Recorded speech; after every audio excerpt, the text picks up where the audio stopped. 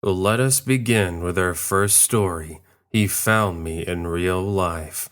I've heard so many stories from the deep web, and honestly, I can say it's not exactly something you want to be on.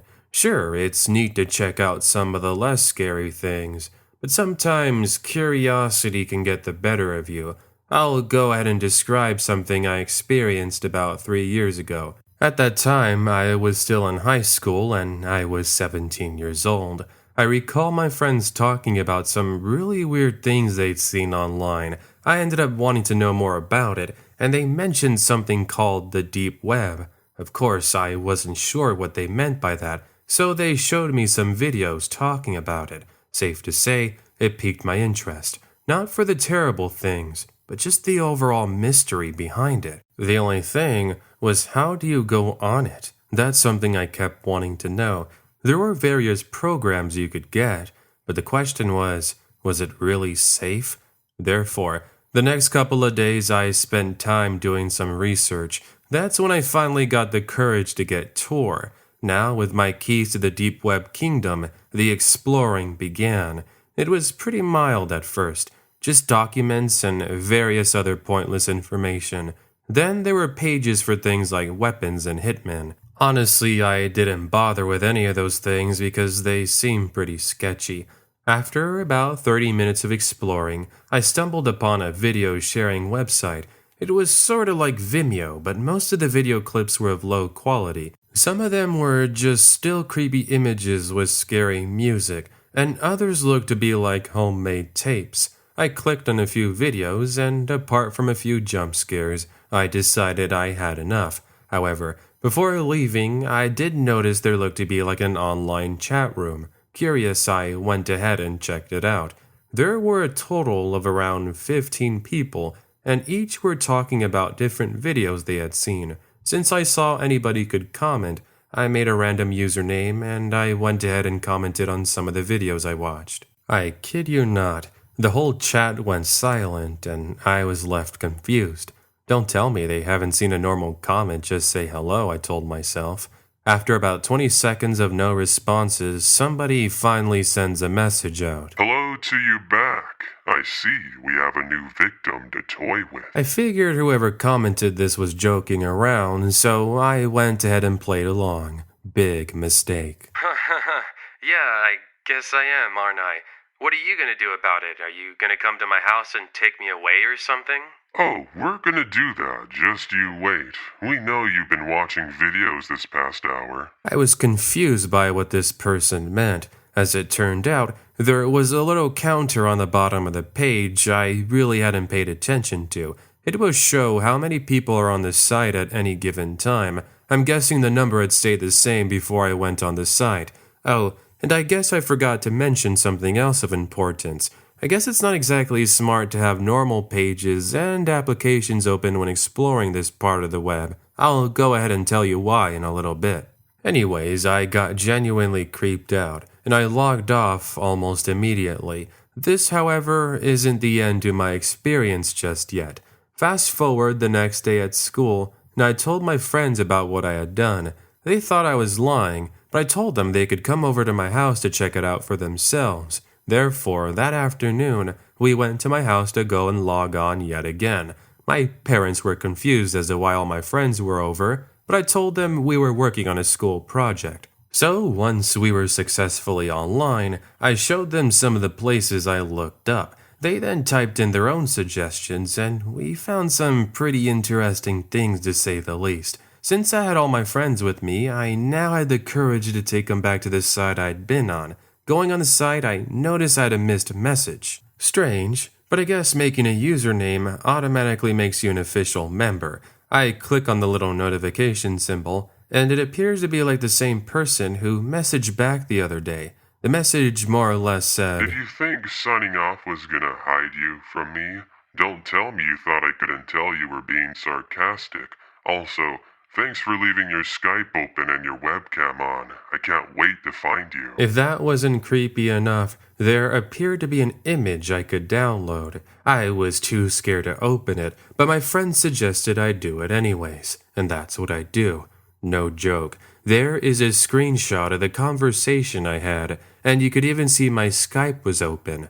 I have no idea how he did it, but somehow he had gotten a picture. Obviously, my friends thought I was making this up to scare them, but one look at my face said otherwise. Best course of action now was to completely remove the program and do a hard resetting of the entire computer. That's what I ended up doing, and honestly, I thought all of my worries were behind me. However, fast forward about 6 months later, and I started to notice strange activity. I'm not sure if it was a coincidence, but one night, this minivan with darkened out windows started following me home. It did give me the creeps, but by this point, I'd already forgotten about what happened earlier in the year. Over the next couple of nights, I would notice that same van parked across the street. It got so bad, I ended up calling police explaining the situation. I never did mention the deep web part, I just told them about the van. Since it hadn't done anything wrong, they told me there wasn't much they could do. They did, however, tell me that they would keep a lookout for it. Even so, there was one final thing that happened. Our family was getting ready to move away as my dad had found a better job. I myself was going to be studying abroad soon, and I was going to be leaving. One morning, I'd gotten up early to go for a run. On my porch was a small box that simply had my name on it. It was small, but I thought perhaps a friend had left it. Now, what I found inside, I would never forget. There were pictures of my house, along with pictures taken of me from a distance, whether it be at home or at the park. They surely creeped me out. If that wasn't enough, there was a letter, and it simply said something like this. See, I told you I'd find out where you lived. But why? Why did you have to call the cops? You ruined our fun. You're lucky I'm feeling nice and I'm letting you go. But don't ever mess around with me or our chat room ever again. If I see you on here ever again, just know next time I won't be so nice. You can imagine I accepted that warning without any other questions. This time, I showed the pictures and the letters to the police, but ultimately, nothing came up. It never happened again, and I no longer heard anything from them. Also, since I didn't have any information on my computer since I'd reset it, there wasn't much they could find. Also, I'm not sure how he found out where I lived, but one thing's for sure. I know I'm never going on the deep web ever again. Story number 2. The Mystery Box. Please, keep me anonymous in this story. Thank you. So, it all started around 2015 when I'd first learned about the deep web. It was something my friend and I messed around with at my house. Mind you, we never used it for anything malicious. We did check out prices on various different items, but nothing that could cause us harm or get us into trouble. Anyways, one day by myself, I'd found a website that claimed to send mystery boxes in the mail. They were supposed to contain random items and substances, which I thought was kind of interesting. Another thing to note was this website also appeared to have a support email. It's here I assumed that people could send in their questions. So the next couple of days, I kept bouncing around with the idea, should I order one of these boxes? Now, I know I shouldn't have ordered anything from the deep web, but part of me was genuinely curious. Now, before ordering one of these boxes, I actually messaged the owner of the website with the email that was provided. Side note, I ended up using a new email just for safety purposes. Hi, I was wondering, could you tell me more information about these mystery boxes? I'm just curious. Are there certain themes you provide? I saw on your website that you have monthly themes. Is that true? About an hour later, I got a response. The person that responds claims to be the owner of the website. They tell me that indeed, there were different themes of items and packages that could be sent. I myself was really into scary and creepy movies at the time, and I wanted to know if there was something along those lines. They respond a few minutes later by saying, Oh yeah, that's a very popular theme we have. If you like, I can get you one of those. Just let me know. I can go ahead and get it to you as soon as possible. Thanks. I'll go ahead and think about it. I appreciate the information. Fast forward about a week later, and I lost interest in ordering the box. That's until one day, my friend comes over and says he wanted to go on some more creepy websites. That's when I remembered the box I was supposed to order. I went ahead and showed my friend the site, and he told me that we should order a box. He says, "Come on, let's order something. Here, I'll help you out with this half. You can pay the remaining if you want." Convinced, I decided to go check my email so I could message the owner once more. But dumb me, I'd forgotten the password, so I had to make a new one. Either way, I successfully opened it, and I saw there were 2 missed messages, both from the owner. One of them more or less said, Hey, I haven't heard back from you in a few days. I was just wondering, are you still interested in ordering a box? I have a few more left. Thing is, it's gonna take me a while to get more of these boxes ready, so I hope I hear from you soon. The next email message told me that he had one more box and it was specifically designed for me. It told me he was willing to save it if I responded in the next 48 hours. He even left a phone number for me to call him at.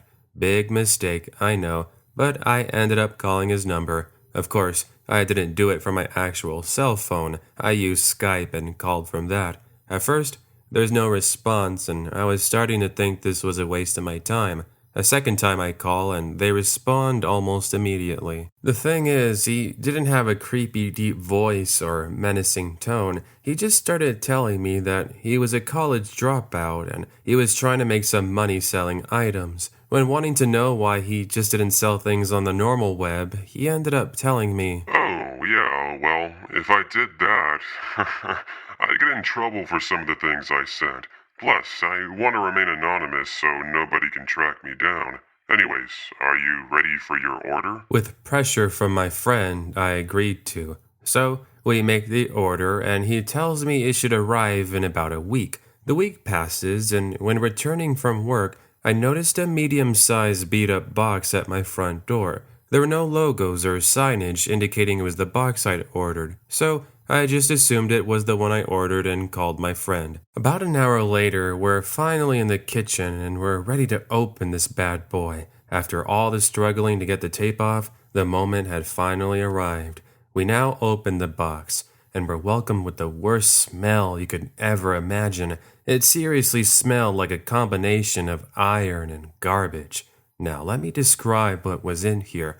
There were various creepy old-looking dolls, each of them marked with strange symbols. Next were books that appeared to have red stains on them. Now I go ahead and open one of the books, and there's a bunch of old Polaroid pictures. Some of them were pretty graphic and contained what looked to be like rituals. Next was a Ziploc that appeared to contain some sort of powdery substance. We didn't end up opening this because we thought it could cause us harm. Next, we found some strands of hair and old fingernail clippings, and honestly, they looked like they'd been kept around for decades. Lastly, and most disturbingly, was what looked to be like a picture of my house, and even a picture of me. There is a note attached to it, and it says, If you reveal any of this to anyone, then I have ways of tracking you down. I wouldn't want them knowing about the source of these items now, would I?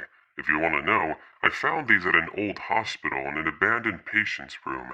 Oh yeah, and as you can see, I've even visited your house. We wouldn't want any serious issues now, would we? The fact he knew where I lived was creepy, but what really got us questioning was who the hair and fingernails belonged to. Of course, this would have been the smart time to give all of this to the police, but did I forget to mention one thing? Well, a couple of things actually. For starters, I'd made the mistake of trusting this seller and giving him my address. Yeah, I know, dumbest idea in my life.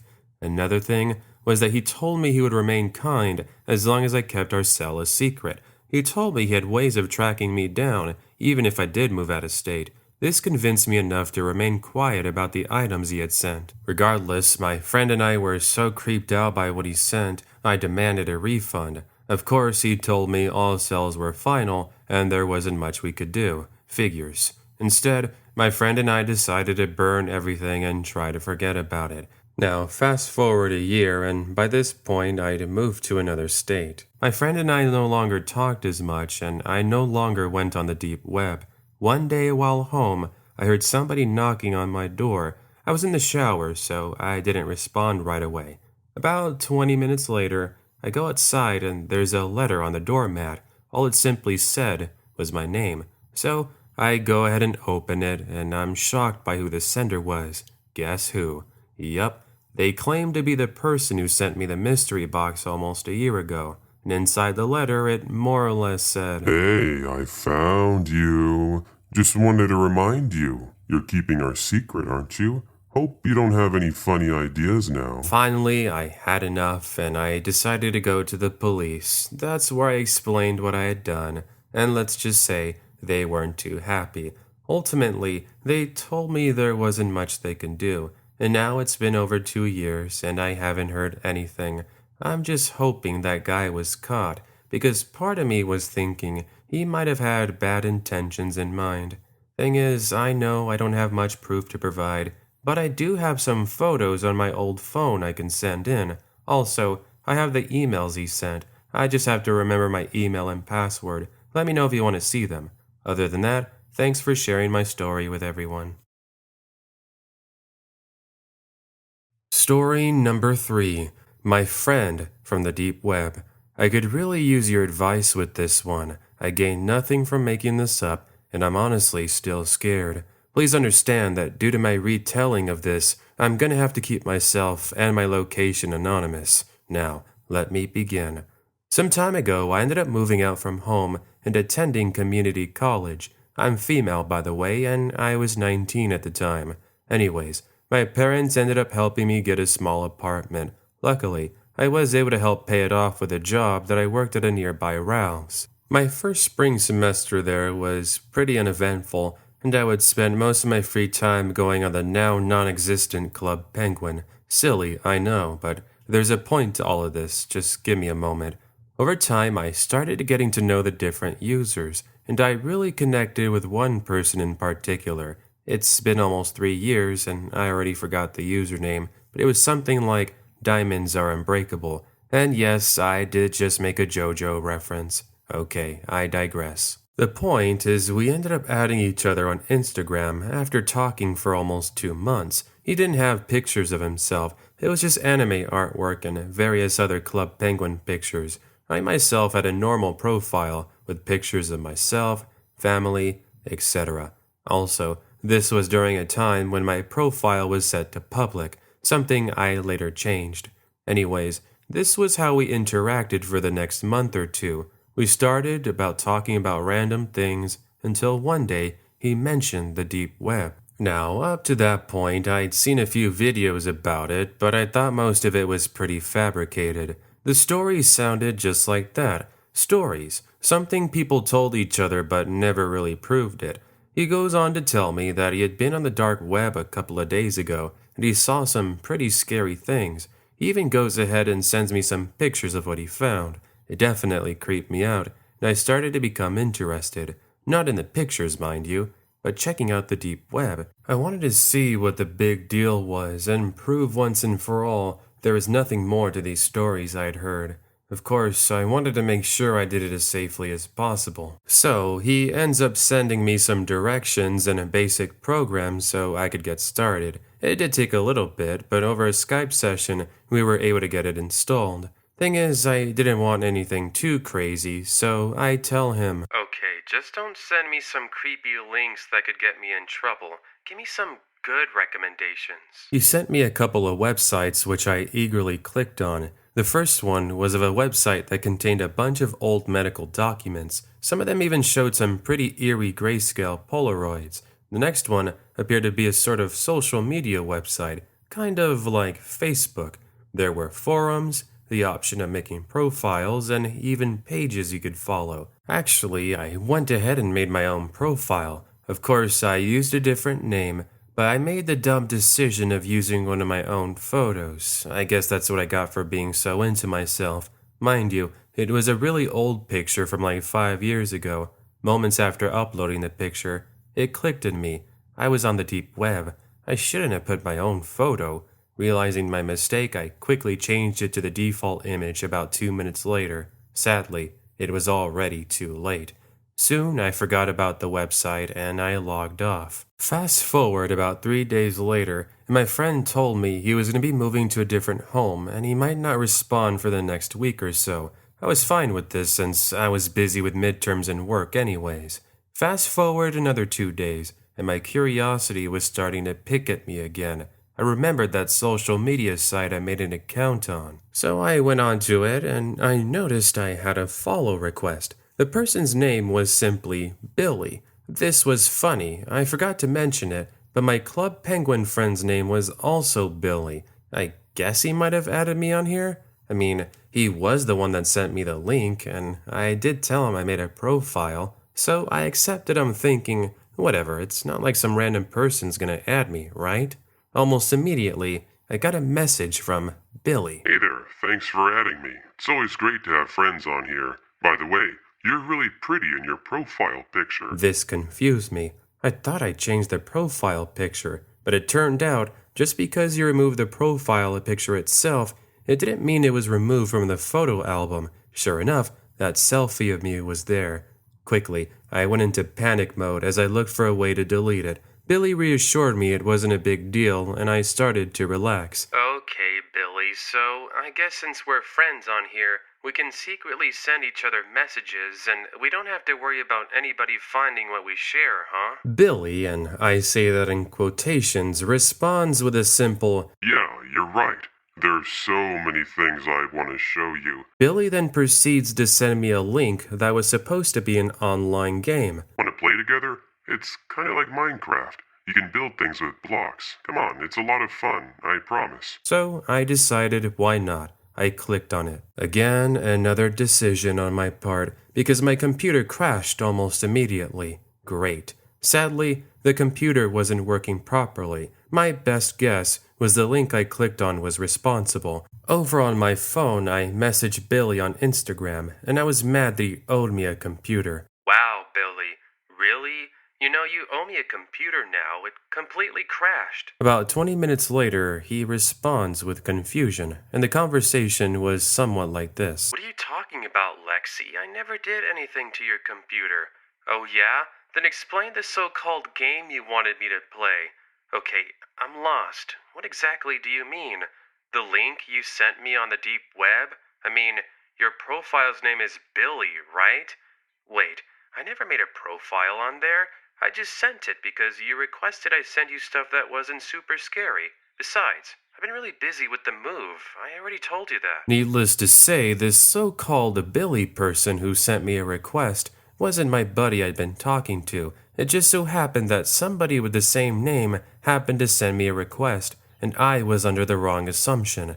That's when the panic started to set in yet again. The person most likely took a screenshot of my photo and most likely would find me too. As an update, about a month later, I received a creepy message on my Instagram. I still remember the username and it gives me the chills. It was, Billy is still here. The message had a picture sent as well as a caption with it. It said, I found you. I opened the picture and sure enough, it was the one that I had uploaded. Immediately I blocked him and I deleted all of my social media. And in case you're wondering, I've tried looking up his Instagram, but he ended up removing it. So, what do you guys think I should do? Honestly, any and all help is greatly appreciated. Thanks. Before we get to the last story, I just want to say thank you once again for making it this far in the video. Remember, if you'd like to see more including previews and exclusive content, then make sure to be following me over on my Instagram, @TheCreepyFoxOfficial. Thanks. On to the last story. Story number 4. You're not as safe as you think. Hey there, do I have a story for you? Please just make sure to keep my name and exact location anonymous. Thank you. I figured since enough time has passed, I can go ahead and talk about this with all of you. It was early 2015, and I decided enough was enough. I wanted to get to the bottom of this whole deep web thing. All the videos I'd seen people make, and all the stories I read online, they were making me question whether or not the experiences were true. Obviously, some of them are just made up, but others kept me thinking at night. Was it really possible there's a place on the internet that you couldn't get to normally? A place where criminals can discuss some of the worst possible things imaginable? Needless to say, I knew I should have been careful since most of the videos did offer one important word of advice. Be careful on what you click on. One day, I finally had the courage to get the necessary programs and I began my searching. Side note, I wasn't looking for anything bad. I just wanted to see what I could find. So I started off by finding what appeared to be like a search engine. From there, I went ahead and typed in something like creepy lost footage. I was expecting to find a library of unseen video and images. Needless to say, I got a website featuring hundreds of clips. Most of the preview images for these videos were really scary, and I was considering just closing the page right away. Sadly, my curiosity got the best of me, and I clicked on one of these videos. One of them was titled, "My Dinner in the Woods," and it was a little over 10 minutes long. It started off pretty normally. It was a video of somebody walking through the woods. After about 30 seconds, they started talking. Their talking was kind of weird. It was like that creepy filter you hear in the movies. It was something like this, with a low tone and scary demeanor. The person ended up talking about how they were going to visit somebody in the woods. They explained it was their partner, and they had been waiting to get dinner started for them. I could only imagine where this was going. Then the video cuts to a scene of what looks to be like an old abandoned cabin. It appears the camera was placed on a tripod as it was facing this old dilapidated home. It's silent for about 20 seconds, then somebody comes up to the camera. They're wearing all dark clothing and they look to have a Halloween mask on. They wave into the lens and then they pick it up. Okay, let's go inside now. I'm really hungry. From there, they start making their way into the cabin, and you could start hearing muffled screaming. The next scene is what really got to me. It was really low quality because of how dark it was, but you could definitely hear somebody crying. All of a sudden, the person holding the camera appears to place it on a countertop. From here, you can hear him go, Shh, come on, everything's gonna be okay. No need to cry. I can then hear some struggling as the sounds soon go quiet. All I'm able to hear now are the crickets outside. About a minute later, the last thing that is said is, Oh boy, time to get dinner started. This will make a great feast. Then the video ends. Now, it doesn't take a genius to realize what ended up happening, but I knew this was it for me. From there, I close everything and I go to bed, though sleep that night was somewhat difficult. Fast forward a week later, and by this point I'd already put my deep web exploration behind me. It was a late night, and my dog and I had been out for a walk. As a side note, I live alone, so I'm not sure who could this possibly have been. Also, I kind of live in the middle of nowhere. I say kind of because the nearest neighbors are at least half a mile away. More than anything, I just enjoy the quiet of the countryside. Anyways, somebody with what looks to be like that same Halloween mask I saw in the video was peeking through my windows. There was an old pickup also parked near him. I kid you not, I lost my cool, but at the same time, I wasn't taking my chances. Luckily, I do carry and have an M9 underneath my shirt, so without thinking, I yell out to this person. What are you doing on my property? Get out of here, now! They then let out this really creepy laugh, and then they take a knife out. No, I'm not having any of this. Quickly, I take out my M9, and this guy just freezes. All the meanwhile, my golden retriever is barking up a storm. Without moments waste, this guy jumps into his pickup and drives off. I made sure to write down the license plate as well as get a description of his car.